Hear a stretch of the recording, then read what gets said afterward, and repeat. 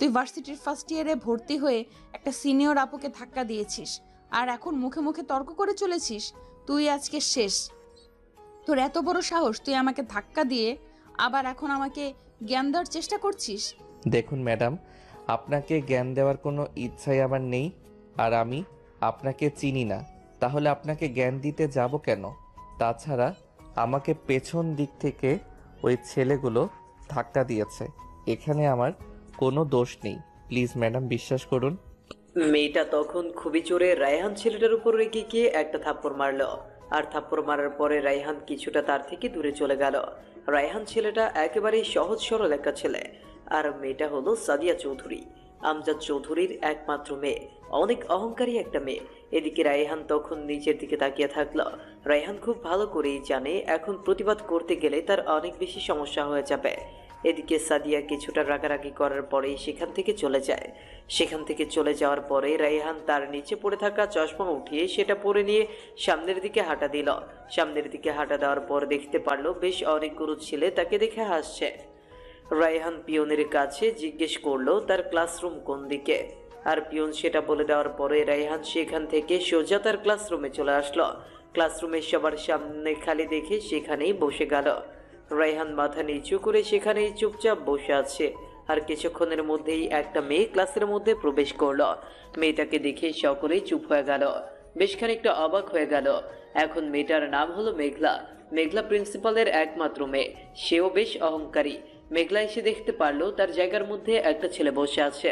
আর তখন মেঘলা তার সামনে আসার পরে বলতে লাগলো, কিরে ফকিন্নির বাচ্চা, তুই এখানে কি করে বসে আসিস? এটা আমার জায়গা। কিরে তোরা কেউ ওরে বলিসনি যে এটা আমার জায়গা, এখানে অন্য কেউই বুঝতে পারবে না? অনেকবার বলেছি, কিন্তু সে এখানে খালি পেয়েছে বলে বসেছে। আমাদেরকে এই কথা বলেছে, তারপর আমরা আর কি বলবো? তোর জায়গা, তুই সবটা ভালো করে বুঝে নে, তুই করবি কি না করবি। বুঝতে পারলাম না যে বাবা এগুলো কি করে ভার্সিটিতে ভর্তি করে, সেটাই তো বুঝতে পারলাম না। এখানে সব বড়লোক ছেলে মেয়ে ভার্সিটিতে, এখানে এরকম ফকিনীর বাচ্চা কি করে চান্স পেল সেটাই বুঝতে পারছি না। Mind your language please. দয়া করে আমাকে যা বলার বলুন, কিন্তু আমার মা বাবাকে নিয়ে কোনো কিছু বলবেন না। ওনারা পৃথিবীতে বেঁচে নেই, মরার পরেও যদি এসব খারাপ কথা বলেন তাহলে আসলে বিষয়টা অনেক বেশি খারাপ হয়ে যাচ্ছে। তোর কি এখন আমাকে জ্ঞান দেওয়া লাগবে নাকি ফকিনী? যা তুই এখান থেকে, না হলে তোকে লাঠি দিয়ে পিছনে পাঠাবো। এটা শুধু আমার জায়গা, তুই জায়গাটা নোংরা করে দিয়েছিস। রায়হান আর কোনো কিছু না বলে পেছনের বেঞ্চে এসে বসে পড়ল। পেছনের বেঞ্চে বসে সে ভাবতে লাগলো সে কোথায় চলে এলো। রায়হান তখন আর কোনো কিছুই ভাবতে পারছে না। আর তখনই ক্লাসের মধ্যে স্যার প্রবেশ করলো। স্যার ক্লাসে প্রবেশ করার পরে তখন সবার পরিচয় জিজ্ঞেস করতে লাগলো। আর যখন রায়হানের বেলায় আসলো তখন রায়হান দাঁড়িয়ে বলতে লাগলো, স্যার, পৃথিবীতে আমার আপন বলতে তেমন কেউ নেই। সম্পর্কে একজন চাচা আছেন যে কিনা আমাকে এই পর্যন্ত মানুষ করেছে ছোট থেকে। ওনার একটা দোকান আছে, আমি পড়াশোনার পাশাপাশি ওই দোকানে গিয়ে বসি। ও আচ্ছা, ঠিক আছে, তুমি বসো। আর তোমার যদি কোনো কিছু লাগে বা তোমার কোনো কিছু সমস্যা হয় তাহলে অবশ্যই আমাকে জানাবে। আমি যত সম্ভব চেষ্টা করব, বুঝতে পারছো? আর তোমরা সবাই তাকে খুব সহজেই মেনে নেবে। আশা করছি তোমাদের কাছে এই বিষয়ে আর কোনো কথা বলতে হবে না। স্যার তখন রায়হানকে বসতে বলল। রায়হান বসে পড়ার পরে ক্লাসে মনোযোগ দিল। রায়হান তখন ক্লাসে মনোযোগ দিয়েছিল। আর ক্লাসের মধ্যে রায়হানকে নিয়ে বেশ খানিকটা কানাঘষা শুরু হয়ে গেছে। এভাবেই ক্লাসের সময় শেষ হয়ে যাওয়ার পরে সকলে ক্লাস থেকে বের হয়ে গেল। আজকে যেহেতু ফার্স্ট ইয়ারের প্রথম ক্লাস, তাই শুধুমাত্র একটি ক্লাস হওয়ার পরেই ছুটি হয়ে গেছে। কালকে থেকে রেগুলার পুরোপুরি ক্লাস হবে। আর রায়হান তখন সিঁড়ি দিয়ে নামছিল। আর তখন পেছন থেকে মেঘলা এসে ধাক্কা দেয়। আর ধাক্কা দেওয়ার সঙ্গে সঙ্গে রায়হান নিচে পড়ে গেল আর হাতে পায়ে অনেক ব্যথা পায়। আর তখন তাকে দেখতে পারলো মেঘলা। তার বন্ধুরা সকলেই দাঁত বের করে হাসছে। আর তখন মেঘলা তার বান্ধবীকে বলতে লাগলো, দেখছিস ছোট লোকের বাচ্চা কেমন আমার সামনে আসে, আর পরের বার থেকে আমার সামনে এভাবে পড়লে এভাবে ধাক্কা দিয়ে ফেলে উপরে পাঠিয়ে দেব। আজকে শুধুমাত্র ট্রেলার দিয়ে গেলাম। যাই বলেছিস, এরপর থেকে এরকম মনে হয় না আর করবে। তবে ছোট লোকেদের আবার এই একটা সমস্যা, ওদের কখনো শিক্ষা হয় না, ওদের কখনোই লজ্জা শরম কিছুই হবে না। এই কথা বলার পরে মেঘলা আর নীলাউরা দুজনেই হাসতে হাসতে সেখান থেকে চলে যায়। আর রায়হান সেখান থেকে উঠে সরাসরি ভার্সিটি থেকে বেরিয়ে চলে আসলো বস্তিতে। বস্তিতে আসার পরেই দেখতে পারলো তার চাচার দোকান বন্ধ করছিল দুপুর বেলায়। আর তখন রায়হান তার চাচাকে গিয়ে বলতে শুরু করলো, চাচা কি ব্যাপার, তুমি এত তাড়াতাড়ি দোকান বন্ধ করছো কেন? আমি তো চলে এসেছি। তুমি গিয়ে বাড়িতে খাবার খাও, গোসল করো, আর আমি ততক্ষণের দোকানে বসি। আর কি বলছিস তুই? তুই মাত্র ভার্সিটি থেকে এসেছিস আর এখনই তুই দোকানে বসবি? আপাতত দোকানে বসার কোনো প্রয়োজন নেই। আর দুপুরবেলা এমন কোনো কাস্টমার আসবে না, তুই বিকালে বসিস। আমি না হয় বিকালে একটু ঘুমাবো। ঠিক আছে, চলো তাহলে আমি বিকালে বসবো। তুমি বিকালে একটু রেস্ট নিও। আপাতত চলো, আমারও খিদে পেয়েছে। দুজনে মিলে একসঙ্গে খাবার খাই। এই কথা বলার পর রায়হান এবং তার চাচা দুজন মিলেই চলে গেল বস্তিতে। বস্তিতে আসার পরে দুজন মিলে রান্না করে খাওয়া দাওয়া করে নিল। আর খাওয়া দাওয়া করার পর বিকেলবেলা রায়হান এসে দোকান খুলল। দোকান খুলে বিভিন্ন কাস্টমার আসছে আর ওদের সঙ্গে কিছু একটা কথা বলছে আর ওদেরকে যা দিচ্ছে। রায়হান বানিয়ে হঠাৎ করেই একটা গাড়ি দোকানের সামনে এসে থামল। দোকানটা মেন রোডের সাথেই, তার জন্য যে কোনো গাড়ি এসে থামতে পারে আর এই জন্য ভালো বিক্রি হয়। গাড়ি থেকে নেমে আসলো সাদিয়া চৌধুরী। সাদিয়া চৌধুরী রায়হান কি অবস্থায় দেখতে পেয়ে একটু মজা নেওয়ার জন্যই মূলত এগিয়ে এসেছে। আর তখন সাদিয়া সবার সামনে এসে বলতে লাগলো, এই ফকিনীর বাচ্চা, তোকে আমি ভালো করে 1 কাপ চা বানিয়ে দে তো। আর শোন, চায়ের কাপ ভালোভাবে ধুয়ে নিবি, কিন্তু গরম পানি না দিয়ে, না হলে কিন্তু তোর মাথায় ঢালবো চা। রায়হান তখন চুপচাপ তার জন্য ভালোভাবে চা বানিয়ে সাদিয়ার সামনে এনে দিল। সাদিয়ার সামনে এনে দেওয়ার পরে সাদিয়া এক চুমুক দিতেই বাকি চাটা ফেলে দিল। তারপর 1000 টাকার একটা নোট দিয়ে সেখান থেকে গাড়ি নিয়ে চলে গেল। রায়হান সবার সামনে বেশ খানিকটা অপমানিত হলো। সবাই রায়হানকে খুব ভালো ছেলে বলেই জানে, সবাই রায়হানকে খুব ভালোবাসে, কিন্তু সবার সামনে এরকম মেয়েটার ব্যবহার কোনো কিছুই বুঝতে পারলো না দোকানের লোকজন। আর তখন রায়হানের বন্ধু সাব্বির বলতে শুরু করলো, কিরে দোস্ত, তোর সঙ্গে মেয়েটাই এরকম ব্যবহার করে গেল কেন? তুই কি মেয়েটার কোনো ক্ষতি করেছিলি যার জন্য আমাদের সামনে তোকে এভাবে অপমান করে গেল? তুই তো ভালোভাবেই চা বানিয়ে দিলি, মেয়েটা না খেয়ে ফেলে দিয়ে তোকে 1000 টাকার নোট দিয়ে চলে গেল। আরে বাদ দে এসব কথা। করা হলো বড়লোক বাবার আদরের দুলালি, আর ওরা এসব কিছু করলে কখনো দোষ হয় না। আমাদের মতো গরিবের জন্মই হয়েছে ওদেরকে সহ্য করার জন্য, বুঝতে পারলে কিছু? আর ও হচ্ছে আমার ভার্সিটি সভাপতি, একমাত্র মেয়ে, এরকম তো করবেই, একটু মজা তো নিবেই, তাই না? ও আচ্ছা, তাই বল। তোকে এই অবস্থায় দেখেছে বলে বেশ খানিকটা অবাক হয়ে তোর সঙ্গে একটু মজা নিয়ে চলে গেল। আসলে মেয়েরা কেন যে এমন বড় হয়েছে দেখে মনে হয় সব কিছু কিনে নিয়েছে। রায়হান তখন সন্ধ্যা পর্যন্ত দোকান করে সন্ধ্যাবেলায় চলে আসলো রুমের মধ্যে। রুমে এসে ফ্রেশ হয়ে একটু পড়তে বসলো। পড়াশোনা শেষ করে সে ঘুমিয়ে গেল। পরদিন সকালবেলা ঘুম থেকে উঠে না খেয়ে ভার্সিটিতে চলে আসলো। ভার্সিটিতে এসে দেখতে পারলো সাদিয়া তার বান্ধবীদের সঙ্গে সিগারেট খাচ্ছে। এটা দেখার পরে রায়হান যেন আকাশ থেকে পড়লো। এভাবে ওপেনলি সবার সামনে সিগারেট খাওয়া আসলে মুখের ব্যাপার নয়। সাদিয়া দেখতে পারলো, তাকে দেখেও না দেখার ভান করে রায়হান চলে যাচ্ছিল। আর তখন সাদিয়া রায়হানকে ডাক দেয়। রায়হানের ইচ্ছে না থাকা সত্ত্বেও রায়হান সেখানে গেল। রায়হান সেখানে যাওয়ার পরে সাদিয়া তখন একটা থাপ্পড় দিয়ে বলতে শুরু করলো, কি রে ফকিনীর বাচ্চা, তুই আমাকে দেখে না দেখার ভান করে চলে যাচ্ছিলি কেন? তোর এত বড় সাহস, তুই আমাকে সম্মান দিস না, আমাকে অ্যাভয়েড করে চলে যাচ্ছিলি? আমার পরিচয়টা কি আরো একবার তোকে দিতে হবে? আসলে আপু, আমার ক্লাসের সময় হয়ে গেছে, তার জন্য আমি তাড়াতাড়ি করে চলে যাচ্ছিলাম।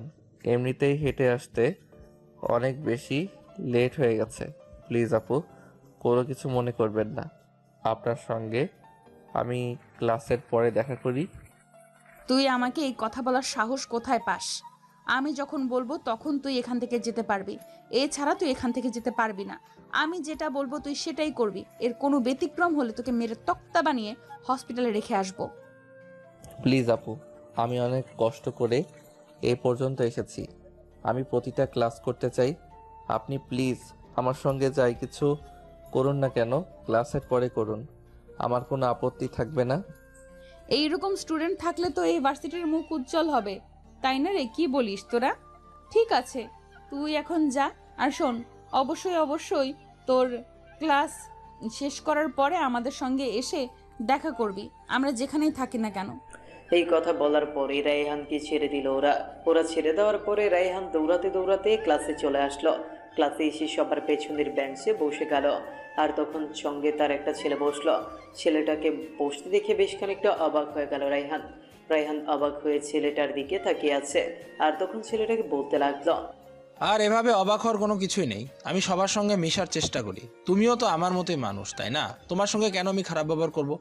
আর কেন এতবার তোমাকে সবার সামনে অপমান করে কথা বলবো? তোমার সঙ্গে বসে তো কোনো প্রবলেম নেই, তুমিও আমার মতোই রক্ত মাংসের ভরা মানুষ।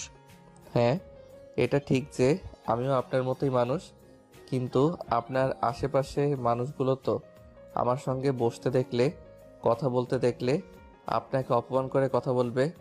আমি চাই না যে কেউ আমার জন্য সবার সামনে অপমানিত হোক, প্লিজ। আরে তুমি এসব নিয়ে কোনো চিন্তা করো না, এসব কোনো বিষয় না। তুমি মনোযোগ দিয়ে ক্লাস করো। আর হ্যাঁ, আমি তামিম, আমরা তাহলে আজকে থেকে বন্ধু। তুমি আমাকে বন্ধুর মতোই মনে করতে পারো। আর আমাদের মধ্যে তুমি কখনো হবে না, তুই তুই করে বলতে হবে। আচ্ছা ঠিক আছে, এখন থেকে না হলে তুই করে বলবো। তবে আবারও বলছি, আমার জন্য কিন্তু অনেক কথা শুনতে হবে। তখন কি করবে শুনি? যেই যাই বলুক না কেন, আমি এসব কথা কখনো পাত্তাই দিই না, আর কখনো পাত্তা দিব না। বুঝতে পারলে? এবার মনোযোগ দিয়ে ক্লাস কর, স্যার খুব ইম্পর্টেন্ট বিষয় নিয়ে আলোচনা করছে। তারপর দুজনে মিলে কথা বন্ধ করে ক্লাসে মনোযোগ দিল। আর এইভাবেই বেশ অনেকটা সময় পার হয়ে যাওয়ার পরে সবগুলো ক্লাস শেষ করার পরে রায়হান বাইরে চলে আসলো। বাইরে এসে দাঁড়িয়ে আছে। সবাইকে চলে যাওয়ার পরে আস্তে আস্তে সে সিঁড়ি দিয়ে নামছিল। সে দেখছে মেঘলা নীলার সঙ্গে গল্প করতে করতে সিঁড়ি দিয়ে নামছিল। আর ওরা সিঁড়ি দিয়ে নেমে যাওয়ার পরে রায়হান চলে যেতে শুরু করলো। আর সেই সময় পেছন দিক থেকে মেঘলা ডাক দিল। মেঘলা ডাক দেওয়ার পরে তখন রায়হান তার কাছে যায়। তার কাছে যাওয়ার পরে তখন মেঘলা তাকে একটা থাপ্পড় দেয়। থাপ্পড় দেওয়ার পরে তখন বলতে শুরু করলো, শোন, তুই তো গরিব, তাই তোকে একটা কাজ দিচ্ছি, তার জন্য তুই অনেক টাকা পাবি। কাজটা হলে তুই তোর পকেটের রুমাল দিয়ে আমার জুতোগুলো পরিষ্কার করে দিবি, তাহলে আমি তোকে 5,000 টাকা দিব। মেঘলা, তুই কি যে বলছিস না? ও কি 5,000 টাকা কখনো নিজের চোখে দেখেছে? ও তো নিজের চোখে কখনো 5,000 টাকা দেখেইনি। তাহলে তুই 5,000 টাকা দিবি কিভাবে? এগুলো নিয়ে সামলাতে পারবে কি না? ওকে 500 টাকা ধরিয়ে দিস, তাহলেই হবে। কিরে, তুই 500 টাকা তো দেখেছিস, তাই না? আসলে মেঘলা, আমার পকেটে কখনো রুমাল থাকে না, আমি রুমাল ব্যবহার করি না, আমি পরিষ্কার করতে পারবো না, আর আমার টাকাটাও কোনো প্রয়োজন নেই। আমি আসছি।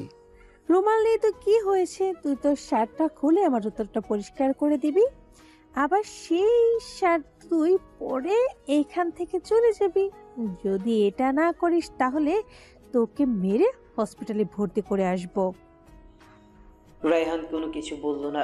কোনো কিছু না বলে এসে তার শার্ট খুলে জুতা পরিষ্কার করতে শুরু করলো। আর সকল ছাত্রছাত্রী, এদিকে সাদিয়াও বিষয়টা দেখে মজা নিতে শুরু করলো। আর রায়হান তারপর শার্ট পরিধান করে সেই ভার্সিটি থেকে বের হয়ে চলে গেল মাথা নিচু করে। সেই সময় রায়হানের মোবাইলে একটা কল চলে আসলো। রায়হান ফোনটা রিসিভ করলো। ফোনটা রিসিভ করার পর ওপাশ থেকে রায়হানকে কেউ একজন বলতে লাগলো, রায়হান, আমি বুঝতে পারছি না তুমি সে ভার্সিটিতে গিয়ে এসব কি শুরু করে দিয়েছো। তুমি তোমার অপারেশন না করে এগুলো কেন করছো? এতগুলো অপমান কেন সহ্য করছো? আমি কিন্তু সব কিছুই জানি, আজকে নিজের চোখে দেখে আসলাম। স্যার, আমার কাছে এটা ছাড়া আর কোনো কিছু করার নেই। আমাকে আমার মতো করে কাজ করতে দিন। আমার উপর বিশ্বাস রাখুন, খুব তাড়াতাড়ি আমি সকল কিছু হাতে নাতে ধরে ফেলতে পারবো। হ্যাঁ, তোমার উপর আমার সম্পূর্ণ বিশ্বাস রয়েছে যে তুমি এটা পারবে, কিন্তু এখানে যদি তোমার নিজের ইমেজ ডাউন হচ্ছে, তো এটা কি করে তুমি সহ্য করছো? তুমি তো এরকম ধরনের ছেলে না, যে ছেলে কেউ একটা কথা বললে ডিপার্টমেন্টের উপস্থিত কর্মকর্তাদের কেউ ছেড়ে কথা বলে না, সেখানে সে সবার সামনে অপমানিত হচ্ছে। স্যার, কেউ আমার পার্সোনালি বিষয়ে কথা বললেন আমি কখনোই চুপ করে থাকি না। তবে এখন কেন চুপ করে আছি জানেন? কারণ আমি আমার দেশের জন্য কাজ করছি। এ দেশ থেকে যদি এরকম কিছু উচিত মানুষগুলোকে চিরতরে বিদায় করে দিতে পারি, তাহলে এই দেশের জন্য অনেক বেশি মঙ্গল হবে। শুধু শুধু ওরা দেশে থেকে দেশের সম্পদ নষ্ট করছে, দেশের সন্তানগুলো নষ্ট করছে। রায়হান, তোমার মতো অফিসার যেন ঘরে ঘরে তৈরি হয়, তোমার মতো ছেলে যেন প্রতিটা মায়ের হয়, আমি সেই দোয়াই সব সময় করি। তবে মনে রাখবে, সভাপতি, প্রিন্সিপাল আর বেশ কজন মিলে ওরা কিন্তু অনেক বড় একটা গ্রুপ রয়েছে, আর এই গ্রুপটা আন্ডারওয়ার্ল্ডের সঙ্গে কানেক্টেড। তুমি আগে খোঁজ করো যে আন্ডারওয়ার্ল্ডের সঙ্গে মূলত কে যোগাযোগ রাখে। যে কোনো একজন আন্ডারওয়ার্ল্ডের সঙ্গে কানেকশন আছে। জি স্যার, এই গ্রুপে সবাই তো আর আন্ডার ওয়ালের সঙ্গে কানেক্টেড এমনটাই না, তোদের মধ্যে যে কোনো একজন লিডার রয়েছে যার মাধ্যমে সকল কিছু পরিচালনা করা হয়। তবে স্যার, আজকে রাতে মনে হয় অনেক বড় একটা ডিল হতে চলেছেন ড্রাগসের। ভার্সিটির পরিবেশ তেমন একটা ভালো নয়, নতুন 2টা ট্রাক প্রবেশ করেছে, ভালোভাবে খোঁজ নেওয়া লাগবে। তুমি তোমার টিমকে প্রস্তুত রেখেছ, তুমি তোমার মতো করে অপারেশন চালিয়ে যাও, আর কোনো কিছুর প্রয়োজন হলে আমাকে অবশ্যই জানাবে, আর খুব তাড়াতাড়ি আমাকে ফলাফল জানাবে। আমার বিশ্বাস তুমি সাকসেসফুল হবে সব সময়। স্যার, আপনি শুধু আমার জন্য দোয়া করবেন স্যার। আর অপারেশনের সাথে সাথে মনের মানুষটি হয়তো খুঁজে পেয়েছি, বেশি দিন লাগবে না। ওকে আমার মতো করে তৈরি করে তারপরে আপনার সামনে নিয়ে আসছি। সাদিয়াকে তোমার সঙ্গে খুব ভালোই মানাবে।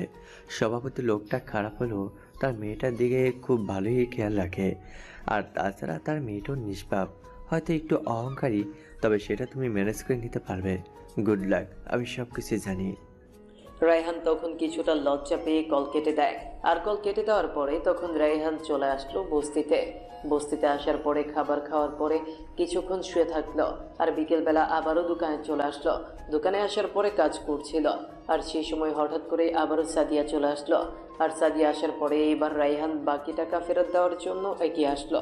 আর এগিয়ে আসার পরে তখন সাদিয়া বলতে শুরু করলো, আমাকে বাকি টাকা ফেরত দিতে হবে না, এটা তোকে আমি ভিক্ষা দিয়েছি। তোর তো এত টাকা রোজগার করার কোনো সামর্থ্য নেই। আমি প্রতিদিন তোর থেকে 1 কাপ চা খাবো, খেয়ে যাব, আর তোকে 1000 টাকা করে দেব। তুই তো মনে হয় 7 দিন বিক্রি করেও 1000 টাকা কামাতে পারিস না।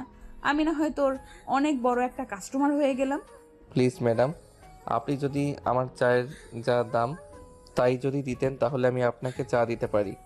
এছাড়া আমি আপনাকে চা দিতে পারবো না, আমি বাড়তি টাকা রাখতে পারবো না প্রতিদিন এভাবে। এত অ্যাটিটিউড কেন তোর? সব সময় এত অ্যাটিটিউড নিয়ে ভাব নিয়ে থাকিস কেন তুই? বাচ্চার ছেলে, তাই বাচ্চার মতোই থাকবি। বড় হওয়ার চেষ্টা করিস না। আমার সামনে বড় হতে গেলে আমার মতো হতে হবে। ম্যাডাম, আমি আপনার জন্য চা নিয়ে আসছি, আপনি বসুন। আমি এ কথা বলে চা নিতে চলে আসলাম, আর চা বানিয়ে ওনার হাতে দিলাম। উনি অর্ধেকটাকে কাপটা ভেঙে ফেললো, তারপর আমাকে 1000 টাকা দিয়ে সেখান থেকে চলে গেল। সাদিয়া তখন সেখান থেকে চলে যাওয়ার পরে রায়হান আবারও দোকানে এসে তার কাজে মনোযোগ দিল। আর এদিকে সন্ধ্যার পরে রায়হান রুমে এসে রেডি হয়ে বাইরে বের হয়ে গেল। আর কিছুক্ষণের মধ্যেই একটা গাড়ি এসে তার সামনে দাঁড়ালো। রায়হান গাড়িতে উঠে গেল, আর তখন ভেতরে তার সকল টিম মেম্বার বসে রয়েছে, আর গাড়িটা একজন চালাচ্ছে। আর তখন পেছন থেকে রাব্বি তাকে বলতে শুরু করলো, স্যার, আমার কাছে পুরোপুরি কনফার্ম মেসেজ আছে, সেটা হলো আজকে ভার্সিটিতে অনেক ভালো ড্রাগসের ডিল হতে পারে। আর যদি ডিল হয়ে যায় তাহলে তো ওরা টাকা দিয়ে যাবে, আর কার কাছে দিবে সেটা এখনো জানতে পারেনি, হয়তো প্রিন্সিপালের কাছেই থাকবে। আমরা যেটা ভাবছি সেটা নাও হতে পারে। বুঝতে পেরেছে, সবসময় আগে নেগেটিভ চিন্তা করবেন, তারপর পজিটিভ চিন্তা করবেন, কারণ ওরা সোজা মানুষ না, ওরা সবসময় নেগেটিভ দিকটাই বেছে নেবে। গাড়িটা ভার্সিটি থেকে কিছুটা দূরে এসে দাঁড়ালো, আর গাড়িটা দাঁড়ানোর পরে সকলেই নেমে গেল। সকলকে পজিশন বুঝিয়ে দেওয়ার পরে রায়হান তখন গেট দিয়ে প্রবেশ না করে দেয়াল টপকে ভার্সিটিতে প্রবেশ করলো। ভার্সিটিতে প্রবেশ করার পরে দেখতে পারলো ট্রাকের সামনে একটা মেয়ে দাঁড়িয়ে আছে, কিন্তু মেয়েটাকে ভালোভাবে দেখা যাচ্ছিল না। আর তখন ভালোভাবে দেখে অবাক হয়ে গেল, কারণ এটা আর কেউ না, এটা হলো মেঘলা। মেঘলাকে এই অবস্থায় দেখে রায়হান কিছুটা অবাক হয়ে যায়, কারণ মেঘলাকে এই অবস্থায় দেখবে কখনোই আশা করেনি। তার মানে মেঘলার সঙ্গে কোনো না কোনো কানেকশন তো আছেই। মেঘলা তাহলে এটার মধ্যে জড়িত। মেঘলা তখন ছেলেগুলোর কাছ থেকে ড্রাগস নিয়ে এসে নিজেই ড্রাগস নিয়ে নিল। আর এটা দেখার পরে অবাক হয়ে গেল রায়হান, কারণ একটা মেয়ে কী করে ছেলেদের মতো করে ড্রাগস নিতে পারে। অবাক করা ঘটনা, আবার খুব ভালোভাবেই কথা বলছিল, একটু নেশাগ্রস্ত হয়নি। এমন মেয়ে রায়হান এবার প্রথম দেখছে, যেখানে একটা ছেলে থাকতে পারে না আর সেখানে খুব ভালোভাবেই সে দাঁড়িয়ে কথা বলছে, আর কথাগুলো ছিল এমন। শোন, এই টাক নিয়ে সোজা বাবার গোডাউনে গিয়ে রেখে দিবি। এই ভার্সিটিতে এগুলো মালামাল রাখাটা ঠিক হবে না। শুনেছি কোনো এক অফিসারকে দায়িত্ব দেওয়া হয়েছে আমাদের ব্যাপারে খোঁজ খবর নেওয়ার জন্য, কিন্তু সেই অফিসারের ব্যাপারে এখন পর্যন্ত জানা হয়নি। ম্যাডাম, পরে যদি ওই অফিসার গোপনে খোঁজ নিয়ে আমাদের সকল মালামাল সহ ধরিয়ে দেয়, তাহলে কিন্তু সর্বনাশ হয়ে যাবে। আপনি কিন্তু সকলকে জেলে ভাত খেতে হবে। তারপর বলছি, ওই অফিসারকে খুঁজে বের করুন, আগে মারুন, তারপর পরে চালান নিয়ে আসবো। সেটা না হয় আমি দেখব। আমি এই বিষয় নিয়ে বাবার সঙ্গে আলোচনা করব। তোকে এখন ট্রাক নিয়ে সোজা বাবার গোডাউনে গিয়ে রেখে দিবি। আর যদি কেউ এখানে বাঁচাতে আসে তাহলে সোজা উপরে পাঠিয়ে দিবি।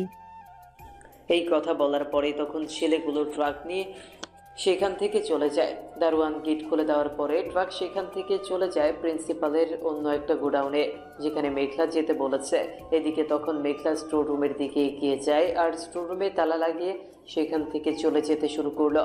মেঘলা তার গাড়িতে করে ভার্সিটি থেকে বেরিয়ে সোজা তার বাসায় চলে গেল। আর এদিকে সেও মেঘলাকে পেছন করতে করতে তার বাসার সামনে চলে আসলো এবং তার সব কিছুই দেখার জন্য একটা ড্রোন পাঠিয়েছিল তার বাসার ভেতর। পুরো বাসার মধ্যে লোকজনে ভর্তি, মনে হচ্ছে কোনো একটা মাফিয়ার শহরে প্রবেশ করেছে। চারদিকে লোকজন দাঁড়িয়ে আছে বন্দুক নিয়ে, তার মানে প্রিন্সিপালকে এত সহজে উঠিয়ে আনা অসম্ভব ব্যাপার। আর প্রিন্সিপাল যেহেতু এই সিকিউরিটি আছে, তাহলে সভাপতির কেমন সিকিউরিটি হতে পারে সেটা খুব ভালো করে রেহান আন্দাজ করতে পেরেছে। এদিকে তখন মেঘলা গিয়ে তার বাবার সঙ্গে আলোচনা করতে শুরু করলো। মেঘলা তার বাবাকে বলতে লাগলো, বাবা, মালগুলো তোমার গোডাউনের মধ্যে পৌঁছে দেওয়া হয়েছে, তবে নতুন অফিসারের ব্যাপারটা কি জানতে পেরেছো বলো? প্রথম অফিসার কে যে কোনোভাবেই হোক দেখাতে হবে, আর যদি পারো তাহলে আমাদের দলেও আনতে পারো। নতুন অফিসারকে? কি তার পরিচয়? আমি তো এখন পর্যন্ত কিছুই জানতে পারলাম না। ওরা এখন পর্যন্ত ছবিটা পর্যন্ত দেখতে পারেনি। ছেলেটা কেমন, কি তার পরিচয়, কেউ আমাকে কোনো তথ্য দিতে পারছে না। কি বলছো তুমি? তোমাদের এত লোক থাকা সত্ত্বেও তুমি ওই একটা শুধুমাত্র অফিসারের ব্যাপারে জানতে পারলে না কেন? এটা হাউ দিস পসিবল? যেটা আমার সঙ্গে কখনোই হয়নি সেটাই এখন হতে চলেছে। আমি কোনো কিছুই বুঝতে পারছি না। আর অফিসারটা অনেক ধরনের, আর ওর ব্যাপারে আমি যতটুকু শুনেছি, সেই যতগুলো অপারেশনে গিয়েছে কাউকে এখন পর্যন্ত বাঁচিয়ে রাখেনি, এমনকি তাদের লাশটা পর্যন্ত খুঁজে পায়নি পুলিশও। ও একজন ভয়ঙ্কর রকমের অফিসার, সবাই ডিপার্টমেন্টে তাকে অনেক বেশি সম্মান করে। আমি একটা আইডিয়া দিচ্ছি, সেটা হলো পুলিশের কমিশনারের ভালোভাবে জিজ্ঞাসাবাদ করতে থাকো। পুলিশ কমিশনার নিশ্চয় জানে এই ব্যাপারে। তাহলে যদি উনি এমনিতেই বলতে চায় তাহলে যে বলবে, আর যদি না বলতে চায় তাহলে কিভাবে বের করতে হয় সেটা তুমি খুব ভালো করেই জানো। হ্যাঁ, আমি ঠিক চাইলে এটা করতে পারি, কিন্তু এটা করা সম্ভব না। এটা করতে গেলে অনেক বেশি প্রবলেম হয়ে যাবে, সেটা তুই এখন বুঝবি না। তুই এখন যা।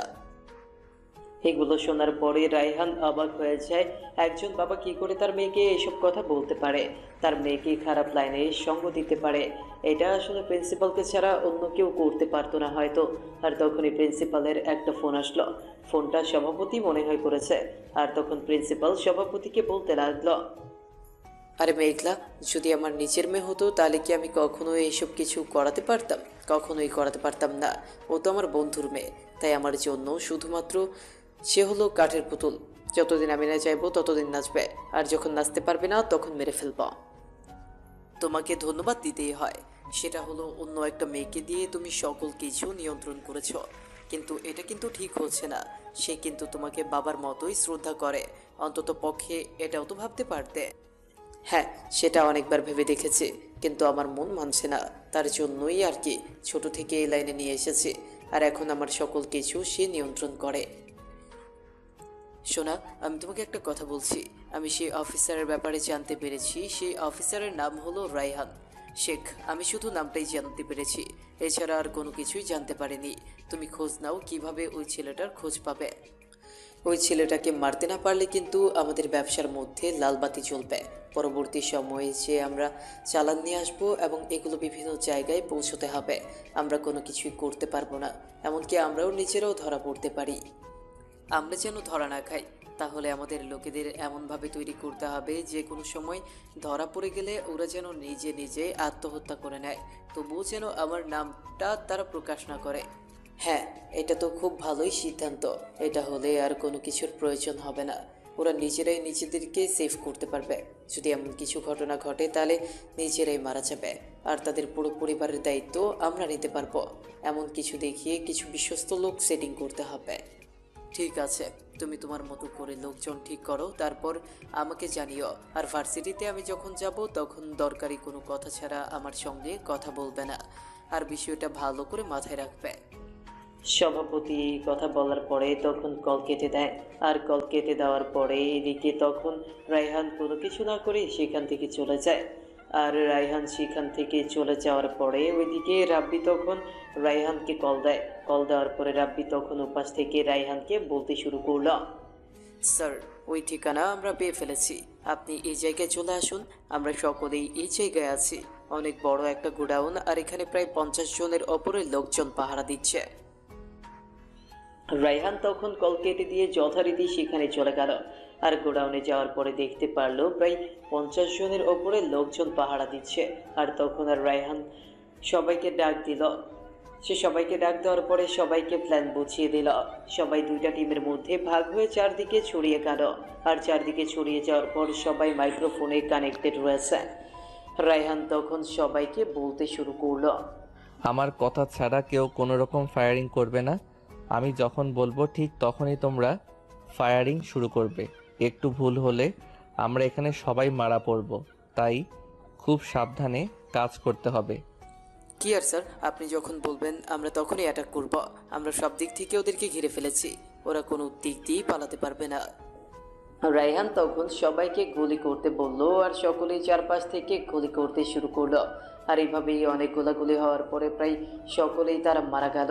আর এদিকে রায়হান তার টিম সহ গোডাউনের ভেতরে ঢোকার পরে অবাক হয়ে গেল। পুরো মাদকের গোডাউন রয়েছে এখানে, আর সব কিছু সেখানে আগুন লাগিয়ে দিল। আর এটা দেখার পরে বাকি সদস্যরা অবাক হয়ে গেল, কারণ এগুলো তো সরকারিভাবে বাজেয়াপ্ত করার জিনিস। এগুলো কেন জ্বালিয়ে দেওয়া হলো এগুলো বুঝতে পারলো না। এদিকে তখন রায়হান কমিশনারকে বলতে শুরু করলো, স্যার, সকল মালামাল আমি বাজেয়াপ্ত করে এগুলোর মধ্যে আগুন জ্বালিয়ে দিয়েছি। শুধু শুধু সরকারের গোডাউনে এগুলো জমা করে কী লাভ? এগুলো তো আবার পরবর্তী সময়ে ওরা ছাড়িয়ে নিয়ে যেতে পারে তাদের ক্ষমতা অনুযায়ী।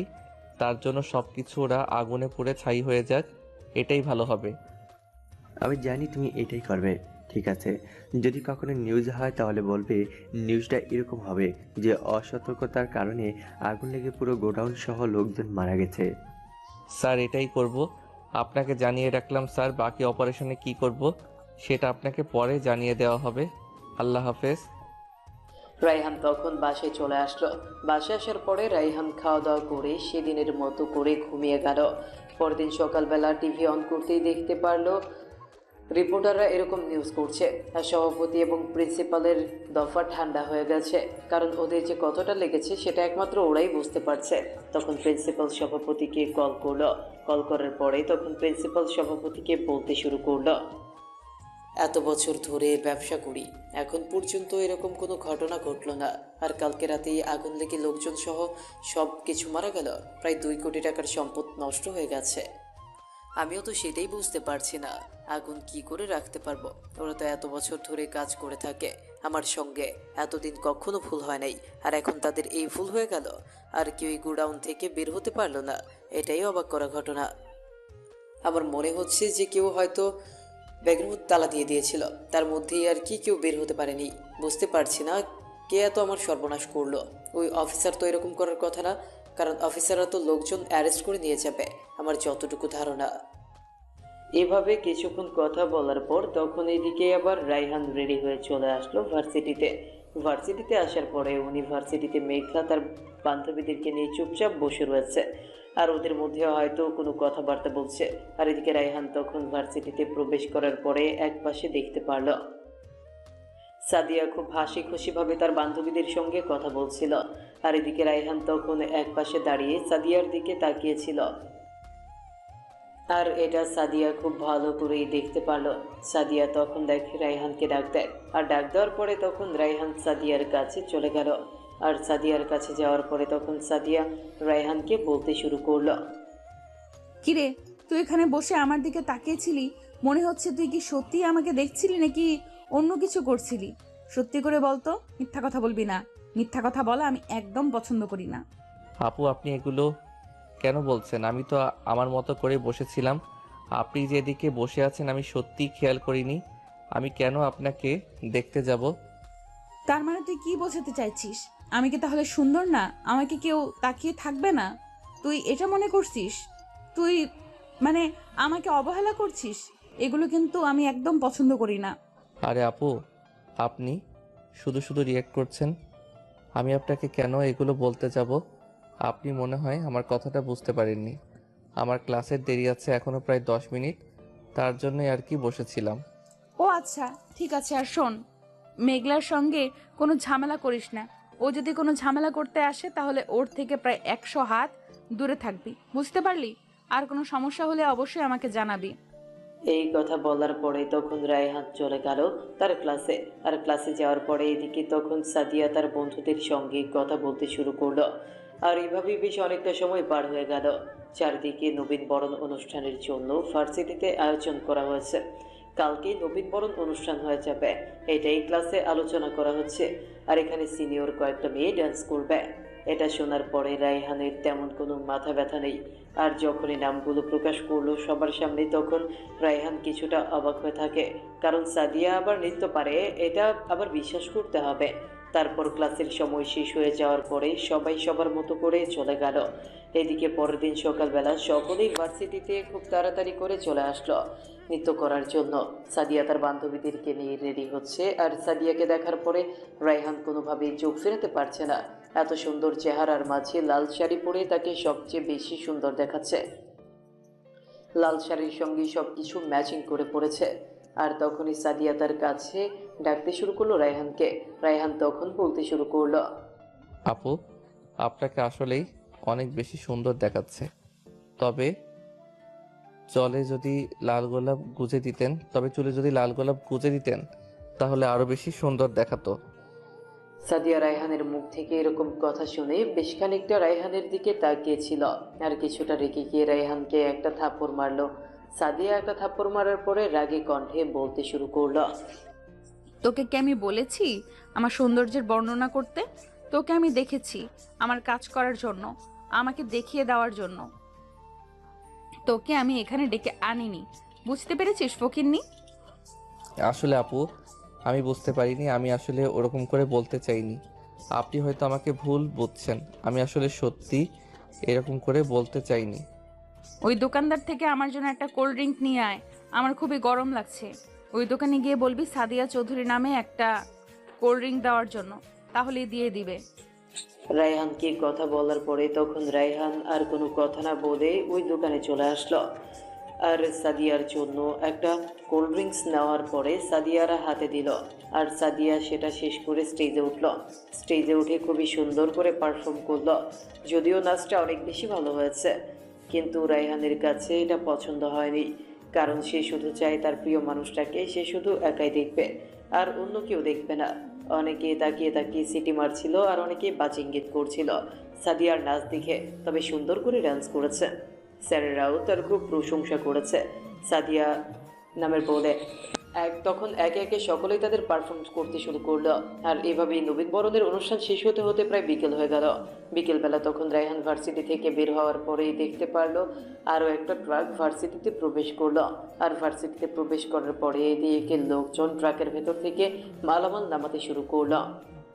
আর যারা মালামাল নামাচ্ছে তারা কেউ ভার্সিটির কোনো মানুষ নয়, তারা ট্রাকের সঙ্গে এসেছে। এটা সত্যিই সন্দেহজনক।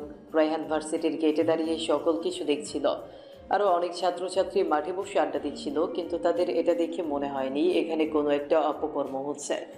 আর তখনই তামিম আসলো। তামিম আসার পরে জিজ্ঞেস করতে লাগলো, আরে তুমি তো এর আগেও ফার্স্ট ইয়ারেই ছিলে তাই না?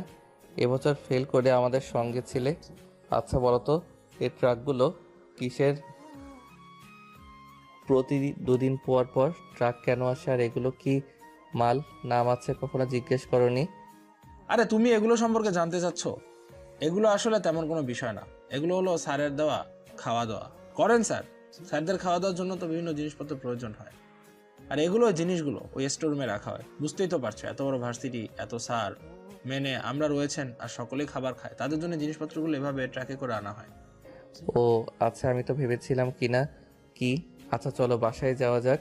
ও আচ্ছা সরি, আসলে তোকে তো তুই করে বলার মনে ছিল না আমার। আসলে সবাইকে তুমি করে বলতে বলতে অভ্যাস হয়ে গেছে তো, তাই এখন তুই করে কোনো শব্দ আসে না। আরে না, কোনো সমস্যা নেই। আমি না হয় তোকে তুই করে বলবো, আর আমার সঙ্গে থাকতে থাকতে তুই আমাকেও তুই করে বলতে পারবি। রায়হান তখন তার বস্তিতে চলে আসলো। আর বস্তিতে আসার পরে তখন সে বিকেলবেলা দোকানে বসে আছে। দোকানে বসে থাকার পরে এদিকে তখনই আবার সাদিয়া গাড়ি নিয়ে থামলো। সাদিয়া গাড়ি নিয়ে থামার পরে তখন এদিকে সাব্বির তখন রায়হানের সঙ্গে বসে আড্ডা দিচ্ছিল। আর তখন সাব্বির এগিয়ে যায়। আর এগিয়ে যাওয়ার পরে তখন বলতে লাগলো, ম্যাডাম, আপনি কোনো কিছুর প্রয়োজন এখানে দাঁড়িয়ে আছেন? আপনার কোনো কিছু লাগলে আমাকে বলতে পারেন। এই ফকিন্নির বাচ্চা, তোকে আমি জিজ্ঞেস করেছি আমার কোনো কিছু লাগবে কিনা? ওই ফকিন্নির বাচ্চাকে এখানে আসতে বল তাড়াতাড়ি করে। ওর সঙ্গে আমার দরকার আছে, তোর সঙ্গে আমার কোনো প্রয়োজন নেই। সাব্বির তখন কোনো কিছু না বলে চলে আসলো। সেই সময় রায়হান একটা চা নিয়ে ওই গাড়ির কাছে চলে আসলো। এই গাড়ির কাছে আসার পরে তখন সাদিয়াকে চা দেওয়ার পর সাদিয়া চা নিয়ে রায়হানের কাছে একটা চিরকুট দিয়ে দিল। রায়হানের কাছে একটা চিরকুট দেওয়ার পরে গাড়িটা সোজা চলে গেল। রায়হান চিরকুটটা সাব্বিরকে দেখতে দেয়নি, লুকিয়ে পকেটে নিয়ে নিয়েছে। আর তখন দোকানে চলে আসলো। আর দোকানে ভিড় কমার পরে চিরকুট হাতে নিয়ে পড়তে শুরু করলো। চিরকুটের মধ্যে লেখা, আমি সাংবাদিক সাদিয়া চৌধুরী বলছি। আমি আপনার ব্যাপারে সব কিছুই জানি। আপনি ছদ্মবেশে এই ভার্সিটিতে এসেছেন একটা মিশনের কারণে। আমি এই কেসটা নিয়ে বেশ অনেক দিন যাবৎ হ্যান্ডেল করছি। আপনি যদি আমাকে সাহায্য করেন তাহলে ভালো হতো। আমার নাম্বার এখানে দেওয়া আছে, দয়া করে আমাকে কল দিবেন। সাব্বির তখন জিজ্ঞেস করলো, হাতের মধ্যে এটা কি? আর সাব্বিরের কথায় কোনো গুরুত্ব না দিয়ে রায়হান তখন সে তার নিজের কাজ করতে শুরু করলো। আর এভাবে বেশ অনেকটা সময় পার হয়ে গেল। সন্ধ্যার পর রায়হান রুমে আসার পরে তখন তার ল্যাপটপ বের করে কাজ করতে শুরু করলো। আর তখন রায়হান সাদিয়ার নাম্বারে একটা কল দিল। আর সঙ্গে সঙ্গে কলটা রিসিভ হয়ে গেল। আর সাদিয়া তখন উপাস থেকে রায়হানকে বলতে শুরু করলো, প্রথমেই আপনাকে সরি বলে নিচ্ছি, কারণ ভার্সিটিতে আপনাকে অনেক খারাপ কথা বলেছি। আসলে এটা বলতে হয়, সুযোগ যখন পেয়েছি কেন শুধু শুধু ছেড়ে দেব?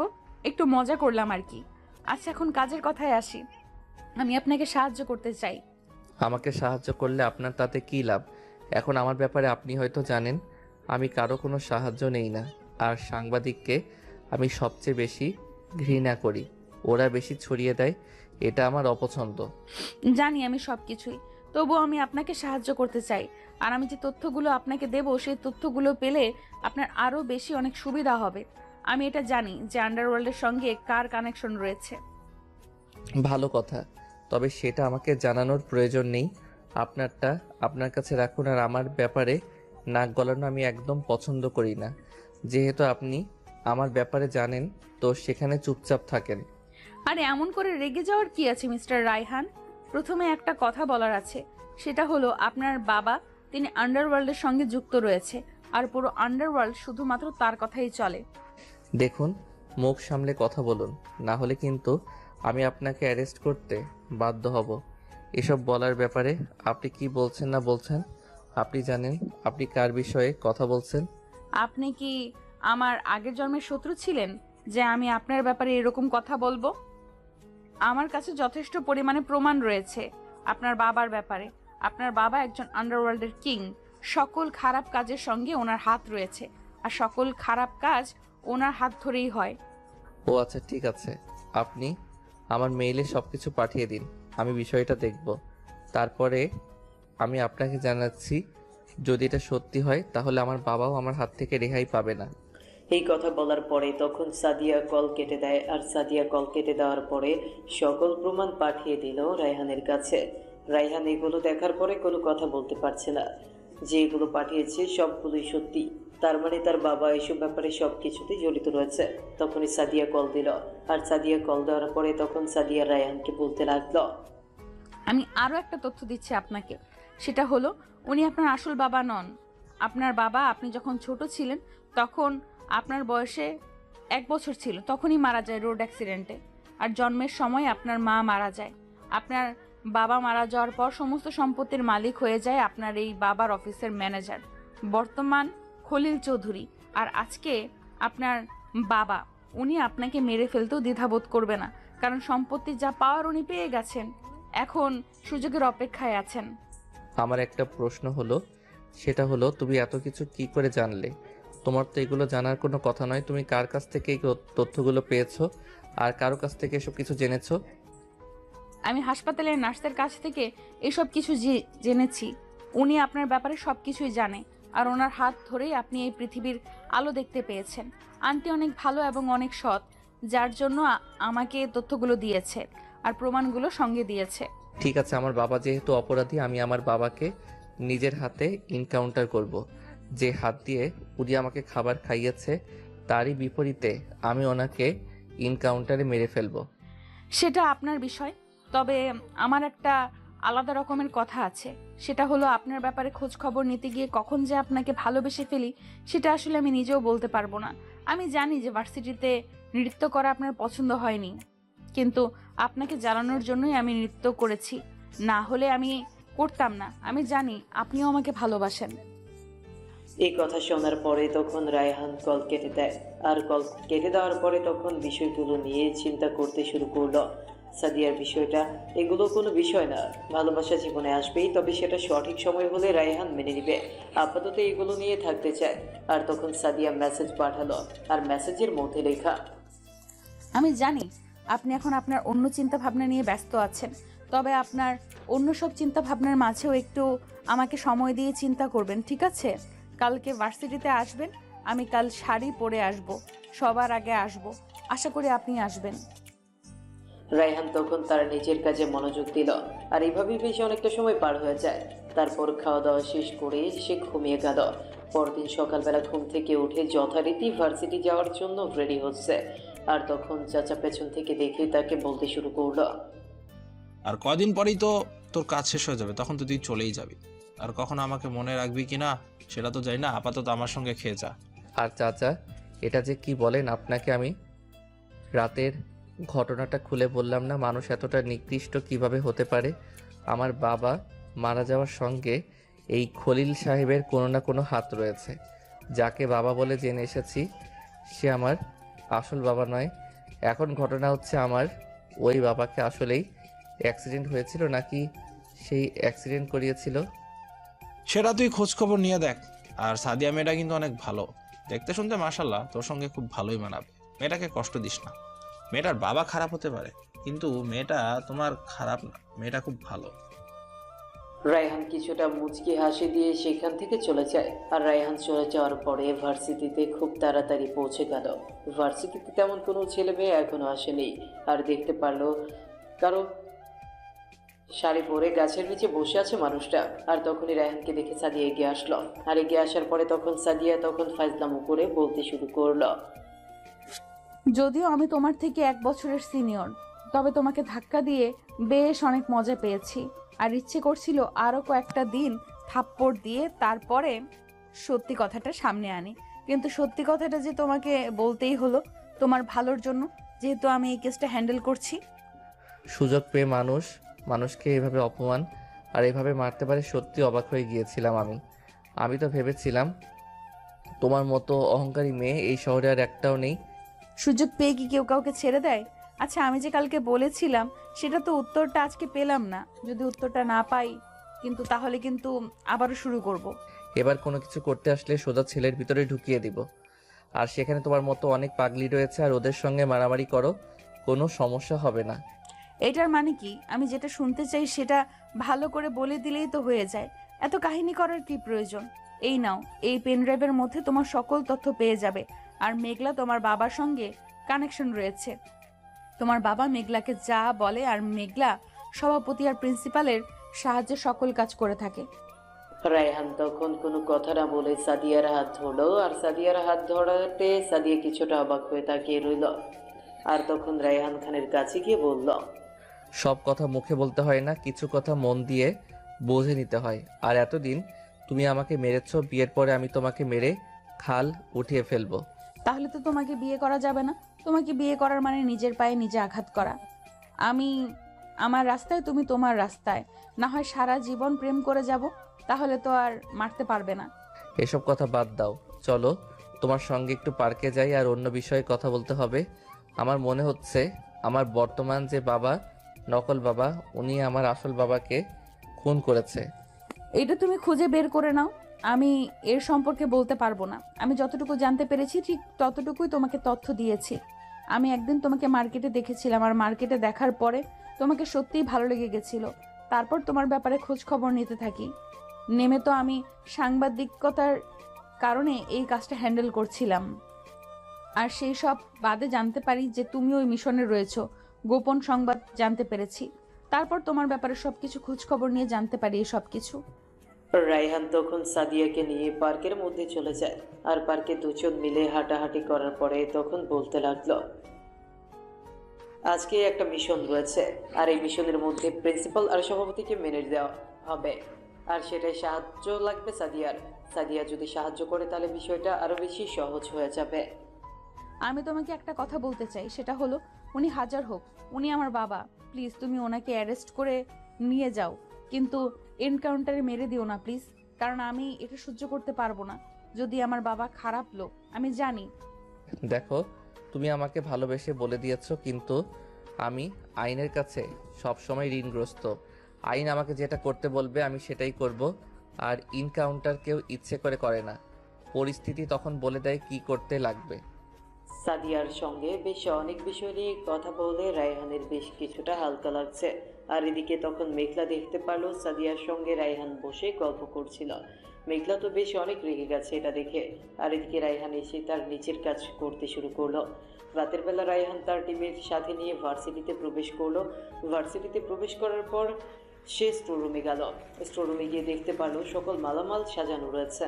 আর সেই সময় রাব্বি তাকে বলতে শুরু করলো, স্যার, প্রিন্সিপাল আচার সভাপতি অফিসে বসে ড্রিঙ্কস করছে, সঙ্গে নীলাও রয়েছে। তাদেরকে এনজয় করার জন্য যা যা দেওয়া প্রয়োজন সব কিছুই তারা করছে। ওদেরকে একটা কেউ বাঁচিয়ে রাখবো না, সব কয়টাকে মেরে ফেলবো। আজকে ওদের মতো শিক্ষকের বেঁচে থাকার কোনো অধিকার নেই। জীবনে বহু পাপ করেছি, কত কথা মেয়ের জীবনে নষ্ট করেছি, কত ছেলের জীবন নষ্ট করেছি, সেটার কোনো হিসাব নেই। ওরা নিজেরাও জানে না ওরা কতগুলো মানুষকে মেরেছে আর কত ছেলে মেয়ের জীবন নষ্ট করেছে। রায়হান তখন অফিস রুমের চারপাশ ঘিরে ফেলল। আর অফিস রুমের চারপাশ ঘিরে ফেলার পরে অফিসে প্রবেশ করলো। অফিসে প্রবেশ করার পর দেখতে পারলো নীলা ছোট ছোট কাপড় পরে ওদের সামনে ড্রিঙ্কস করছে আর নাচ করছে। এদিকে তখন রায়হান কোনো কথা ছাড়াই তাকে গুলি করে দেয়। আর এটা দেখার পরে প্রিন্সিপাল তখন তাকে বলতে লাগলো, তোর সাহস তো কম না, তুই আমাদের কাজে বাধা দিতে আসিস? তুই জানিস আমরা তোকে কি করতে পারি? তুই কে? তাহলে তুই সে অফিসার? আমি যদি আগে জানতে পারতাম তুই সে অফিসার, তাহলে তোকে এখানে কখনোই বাঁচিয়ে রাখতাম না। কেন রে, আমি কি তোর বাপেরটা খেয়ে বড় হয়েছি যে তুই আমাকে মেরে ফেলবি? আর আমি তোকে বলবো আয় মার আমাকে। জীবনে এত পাপ করেছি সেটার হিসাব তো তোকে এখন দিতে হবে। বল, আজ থেকে 22 বছর আগে আমার বয়স ছিল 1 বছর, তখন রফিক চৌধুরী নামে শিল্পপতির অ্যাক্সিডেন্ট হয়। ওইটা কি আসলে অ্যাক্সিডেন্ট ছিল নাকি তুই আর খলিল সাহেব মিলে এটা করিয়েছিলি? হ্যাঁ, ওটা কোনো অ্যাক্সিডেন্ট ছিল না, ওটা একটা হত্যা ছিল। আমরা 3 জন মিলে প্ল্যান করেছিলাম তাকে ওপরে পাঠিয়ে দিয়ে সমস্ত সম্পত্তি হাতিয়ে নিব। আর উনি আন্ডারওয়ার্ল্ডে জয়েন করেন আমাদেরকে সাহায্য করতে পারবে, এই জন্যই আমি সাহায্য করেছিলাম। আর কত পাপ করবি? এই শিক্ষকতার পেশাটা হলো একটা মহান পেশা। আর এই পেশার সাহায্যে তুই আর তোর সঙ্গে যারা যারা আছে সকলেই খারাপ কাজ করছে, এমনকি নিজের পালিত মেয়েকেও দিয়েও এসব কাজ করাচ্ছিস। মনের মধ্যে একটু পরিমাণ ঘৃণা জন্মায় না? আমাদের কাছে টাকাটাই মুখ্য, আমাদের কাছে এসব মায়া মমতা ভালোবাসা এসব করে কোনো দাম নেই। টাকার লোভে পড়ে এসব কিছু করে ফেলেছি। আমি আমার নিজের ভুল বুঝতে পেরেছি। প্লিজ আমাকে ক্ষমা করে দে। আমার কাছে ক্ষমা চেয়ে কোনো লাভ হবে না। একবার চিন্তা করে দেখ, এই নীলার মতো মেয়ে তোর ঘরে রয়েছে আর তুই এই ছোট্ট একটা মেয়ের এসব কিছু করছিস। একবার চিন্তা করেছিস তোর ঘরেও তো মেয়ে আছে? সভাপতি তখন কোনো কথা ছাড়া মাথা নিচু করে ফেললো, আর তখন রায়হানের পায়ে ধরে কান্না করে দিল। তার নিজের ভুল বুঝতে পেরেছে। রায়হান তখন সভাপতিকে একটা থাপ্পড় মারলো, আর থাপ্পড় মারার পরে বলতে লাগলো, সাদিয়া অত্যন্ত ভালো একটা মেয়ে, এটা তুই আমার থেকে অনেক ভালো জানিস। দাদি আর মুখের দিক থেকে না তাকিয়ে এসব কিছু ছেড়ে দিতেও তো পারতি, কিন্তু না, তুই এসব কিছু করিসনি। প্লিজ রায়হান, তুই আমাকে ক্ষমা করে দে। আমরা দুজনেই টাকার লোভে পড়ে এসব কিছু করে ফেলেছি। আমাদেরকে মারিস না প্লিজ, আমাদেরকে আরও একটাবার সুযোগ দে। আমরা নিজেরা ভালো হয়ে যাব। তোদেরকে ভালো হওয়ার চান্স আমি আর দিতে পারবো না। তোদের টিকিট কাটা হয়ে গেছে উপরে যাওয়ার। ওদেরকে মাফ করলে এই লোকজন আমাদেরকে ক্ষমা করবে না। কি করে পারলি এইসব কিছু করতে? তোর মনের মধ্যে একটু ভয় লাগলো না? আমি তো ভাবছি মানুষ এতটা নিকৃষ্ট কি করে হতে পারে। ছি, নিজের ঘরে এমন একটা মেয়ে থাকতে অন্য একটা মেয়েকে দিয়ে ফুর্তি করতে তোর একটুও লজ্জা লাগছে না? টাকার লোভ মানুষকে অনেক দূর পর্যন্ত নিয়ে যায়। আর এই লোকে বলে তোরা এত এত নিকৃষ্ট কাজ করেছিস, যেটা এখন তোদের খারাপ লাগছে, কিন্তু এখন খারাপ লাগলে কোনো লাভ হবে না। তখন ওদেরকে অ্যারেস্ট করে নিয়ে যায়। ওদেরকে অ্যারেস্ট করে নিয়ে যাওয়ার পরে গোডাউনের সকল মালামাল নিয়ে ভার্সিটির মধ্যে পুড়িয়ে দেয়। তারপর সেখান থেকে চলে যায়। আর সেখান থেকে চলে যায় সোজা খলিলের কাছে। খলিল তখন মোবাইলে কথা বলছিল, আর তখন খলিল রায়হানকে দেখে বলতে লাগলো, আরে বাবা, তুই এসেছিস? কতদিন ধরে বাসার বাইরে আছিস? তোকে ফোন করেছিলাম আমি, কিন্তু তোর মোবাইলটা বন্ধ বলছিল। এত ব্যস্ত তুই আমার থেকেও? হ্যাঁ, তুমি তো এত ব্যস্ত থাকবেই, কারণ তুমি তো পুরো সম্পত্তি একাই সামলাচ্ছ। এটা দেখার মতো কেউই নেই। আমি আমার মতো করে আছি, পুরো সম্পত্তি একাই ভোগ করে একাই সবকিছু করছো, ব্যস্ত থাকারই কথা। তুই কি বলছিস? আমি তো কোনো কিছু বুঝতে পারছি না। কোনো ছেলে তার বাবার সঙ্গে এরকম কথা বলে? তোর কি মাথা ঠিক আছে নাকি কিছু খেয়ে এসেছিস? আমি কোনো কিছু খেয়ে আসবো এটা তুমি ভাবলে কি করে? তুমি বাবা হয়ে যদি আমাকে এরকম প্রশ্ন করতে পারো, তাহলে তোমার বুকে গুলি করতে আমার কোনো দ্বিধাবোধ লাগবে না। তুই কি পাগল হয়ে গেলি? তুই এখন তোর বাবাকে গুলি করে দিবি কেন? আমি কি করেছি? তোকে দুই হাত দিয়ে তোকে মানুষ করেছি শুধুমাত্র আজকে এই দিনটা দেখার জন্য। আমি সবকিছু জেনে ফেলেছি। একটা কথা মনে রাখবে, সত্য কখনো চাপা রাখতে পারে না কেউ। সত্য সবসময় সবার সামনে বেরিয়ে আসে, আর যখন বেরিয়ে আসে তখন আর কোনো কিছু করার থাকে না। আসলে আমি সম্পত্তির লোভে তোর বাবাকে হত্যা করেছিলাম। তুই আমাকে ক্ষমা করে দে। তবে আমি তো তোকে ছোটবেলা থেকে যত্ন করে মানুষ করেছি। তুই আমাকে মারিস না বাবা। তুমি একজন আন্ডারওয়ার্ল্ডের মাফিয়া কিং। তুমি সকল কিছু নিয়ন্ত্রণ করে থাকো তোমার হাত ধরে। সকল খারাপ কাজ তোমার হাত ধরে হয়। এই শহরে তোমাকে ইনকাউন্টার করে মেরে ফেলবো, কিছুই করার নেই। আমার হাতে ক্ষমতা আছে, আর তুমি যদি ভালো লোক হতে তোমাকে আমি মাথায় করে রাখতাম। এই কথা বলার পরে তখন রায়হান খলিলের বুকে কয়েকটা গুলি করলো, আর সঙ্গে সঙ্গে কাটা মুরগির মতো ছটফট করতে করতে সেখানেই মারা গেল খলিল। আর তার বিরুদ্ধে সকল প্রমাণ জোগাড় করে এগুলো কমিশনারের কাছে সাবমিট করলো। আর কমিশনার তখন তাকে কল দেয়, আর কল দেওয়ার পরে বলতে লাগলো, তুমি ওনাকে না মারলেও পারতে। হাজার হোক উনি তোমাকে বলে পেটে করে মানুষ করেছেন। যদিও মানুষটা খারাপ ছিল, যা অন্য ছিল, কিন্তু তবু সম্পত্তির জন্য হোক, যাই কিছু হোক, তোমাকে মানুষ করেছে তো। স্যার, আমার পুরো পরিবারকে হত্যা করে ফেলেছে, আর এখন এগুলোর নীতি কথা নিয়ে ভাবলে কি আর হবে? অন্ততপক্ষে আপনার কাছ থেকে আমি এটাই শিখেছি, আইনের কাছে সবাই সমান। কোনো পিতামাতা ভাই বোন কোনো কিছুই আপন নয়। গুড লাক মাই সান। ঠিক আছে, তোমাকে পুরো 1 মাসের ছুটি দিয়ে দিলাম। তুমি পুরো 1 মাস ছুটি পেলে আর বৌমাকে নিয়ে বাসে এসো, তোমার আন্টি আসতে বলেছে।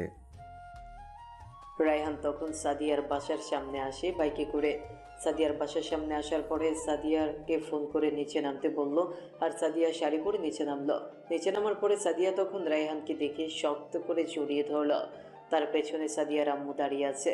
সাদিয়ার আম্মু তখন এগিয়ে আসলো, আর এগিয়ে আসার পরে তখন সাদিয়াকে আর রায়হানকে বলতে লাগলো, দোয়া করি তোমরা সারা জীবন সুখে থাকো। তবে রায়হান, তোমাকে নিয়ে আমার সত্যিই গর্ব হচ্ছে। তোমার মতো মানুষ আমার মেয়ের জীবনে এসেছে, এটা সত্যিই ভাগ্যক্রমে হয়তো। দোয়া করি বাবা, 1000 বছর বেঁচে থাকো।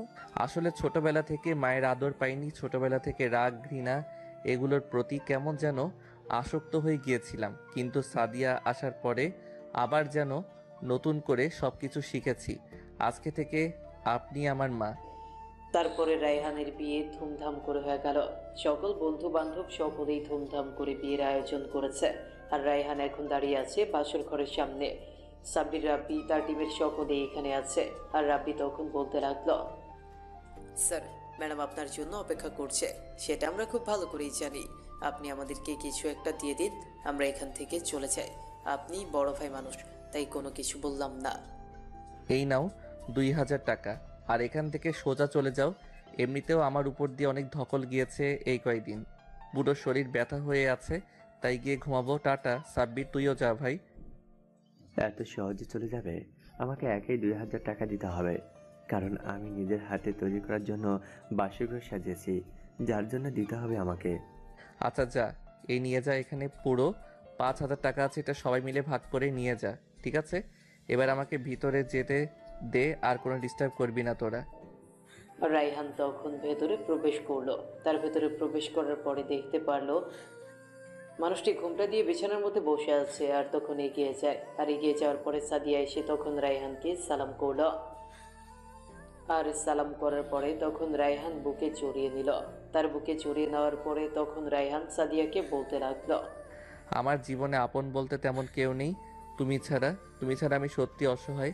কখনো আমাকে ছেড়ে চলে যেও না। তোমাকে সত্যি বলছি, অনেক বেশি, ভীষণ ভালোবাসি, নিজের থেকে অনেক বেশি ভালোবাসি তোমাকে। তা আপনার অহংকারী বউকে যে একটু বেশি আদর করতে হবে। তারপর আবার আমি আপনার থেকে সিনিয়র, আপনি আমার থেকে জুনিয়র, সবসময় আমার কথা মতো চলতে হবে। বুঝতে পেরেছেন? ঠিক আছে, এখন থেকে না হয় আপনার কথা মতো চলবো। তা আমার সিনিয়র অহংকারী বউয়ের কি কি গুণ আছে সেটাও তো আমার দেখতে হবে, তাই না? এখনো পর্যন্ত তো কোনো কিছুই দেখতে পারলাম না। তাই নাকি? তা আমার জুনিয়র বরটা মনে হয় অনেক বেশি বড় হয়ে গেছে। উনি এখন সব কিছুই দেখতে যাচ্ছে। এত সহজে তো আর সব কিছু দেখতে পাবেন না। দেখার জন্য সব কিছু নিজে নিজে আদায় করে নিতে হয়। কিন্তু আপনি তো আমাকে কোনো সুযোগই দিচ্ছেন না আদায় করার জন্য। আমি কি করে আদায় করে নিতে পারবো? তাছাড়া আমি এখনো পিছিয়ে। আমি কি আর এত কিছু জানি? আপনি তো আমার থেকে সিনিয়র, আপনি আমাকে শিখিয়ে দিন। আমার এই পৃথিবীর অনেক কিছুই আমি এই পৃথিবীর অনেক কিছুই শিখে গেছি এতদিনে।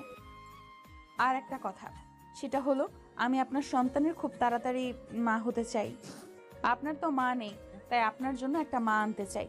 কিন্তু আপনি তো আমাকে কোনো সুযোগই দিচ্ছেন না আদায় করার জন্য। আমি কি করে আদায় করে নিতে পারবো? তাছাড়া আমি এখনো পিছিয়ে। আমি কি আর এত কিছু জানি? আপনি তো আমার থেকে সিনিয়র, আপনি আমাকে শিখিয়ে দিন। সেই মিশনের জন্য তো অনেক কষ্ট করতে হবে, কিন্তু সেটার তো অনেক দেরি হয়ে যাচ্ছে। তাড়াতাড়ি শুরু করতে হবে, ছেলে মেয়েকে তো স্কুলে পাঠাতে হবে, তাই না?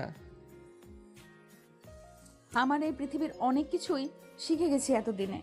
আর একটা কথা, সেটা হলো আমি আপনার সন্তানের খুব তাড়াতাড়ি মা হতে চাই। আপনার তো মা নেই, তাই আপনার জন্য একটা মা আনতে চাই। রায়হান তখন সাদিয়াকে কোলে করে নিয়ে বিছানায় শুইয়ে দেয়। আর তখন সাদিয়া আরও চোখ বন্ধ করে ফেলল। আর তখন রায়হান সাদিয়ার ঠোঁট জোড়া দখল করে নিল। আর এইভাবেই দুজন মিলে হারিয়ে গেল এক অজানা গল্পে। নিত্য নতুন ভালোবাসার গল্প পেতে আমাদের চ্যানেলটি এখনই সাবস্ক্রাইব করে পাশে থাকবেন।